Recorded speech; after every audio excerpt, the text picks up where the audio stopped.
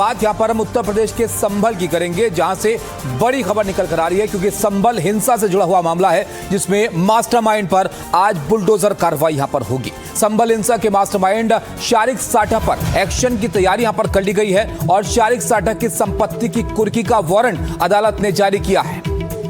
और अदालत ने ये जो कुर्की का वारंट जारी किया है, कुर्की के लिए टीम के गठन के आदेश भी दे दिए गए हैं। पुलिस के मुताबिक साठा 2020 में ही फर्जी पासपोर्ट की मदद से दुबई फरार हो गया था और दुबई से ही वो हिंसा की वारदातों को साठा कंट्रोल कर रहा था। ये यहाँ पर पुलिस का कहना है। साठा पर 50 से ज्यादा केसेस दर्ज है। उसके खिलाफ लुकआउट सर्कुलर भी जारी हो चुका है। तो संभल हिंसा का जो मास्टरमाइंड है उस पर अब एक्शन यहाँ पर लिया जा रहा है। शारिक साठा की संपत्ति कुर्क करने का वारंट जारी कर दिया गया है। ये देखिए, जो शारिक साठा के विरुद्ध जो हमारी विवेचनाएं चल रही हैं और जो उसकी गिरफ्तारी का प्रयास हम लोग के द्वारा किया जा रहा है स्थानीय पुलिस के द्वारा, उसमें अभी विवेचक के द्वारा एक प्रकरण में इनकी जो नखासा क्षेत्र में, थाना क्षेत्र में जो घर है, उसकी कुर्की का आदेश जो है वो सक्षम न्यायालय से प्राप्त किया गया है और उसमें जो है अग्रिम जो है वो कार्रवाई प्रचलित है। इसमें डेट निर्धारित करके और टीम गठित करके जो कुर्की की कार्रवाई है वो यथाशीघ्र जो है वो पूर्ण की जाएगी। और हमारे सहयोगी रणवीर सिंह हमारे साथ जुड़ गए हैं। रणवीर, यहाँ पर अब साठा की संपत्ति कुर्क करने के आदेश दे दिए गए हैं, लेकिन लंबे वक्त से अगर वो फरार यहाँ पर चल रहा है तो क्या कुछ एक्शन उसको पकड़ने को लेकर लिया जा रहा है, क्योंकि लुकआउट सर्कुलर भी जारी है अब?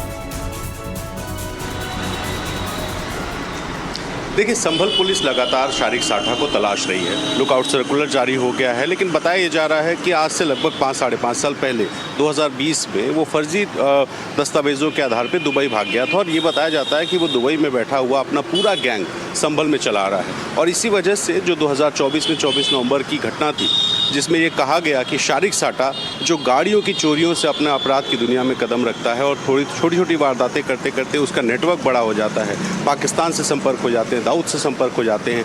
उसने दुबई में बैठ के अपने गैंग को एक्टिव किया, उनको हथियारों की सप्लाई कराई और 24 नवंबर की जो संभल की हिंसा थी उसमें जो हथियार थे वो शारिक साठा ने मुहैया कराए थे। जो पूरी साजिश थी, जो प्लानिंग थी, बताया जाता है कि शारिक साठा की वजह से ही वो संभव हो पाई थी, इसलिए मास्टरमाइंड उसे माना गया है। चार्जशीट में भी उसका नाम है और ये कहा जा रहा है कि शारिक साठा ने ही पैसे मुहैया कराए, हथियार मुहैया कराए।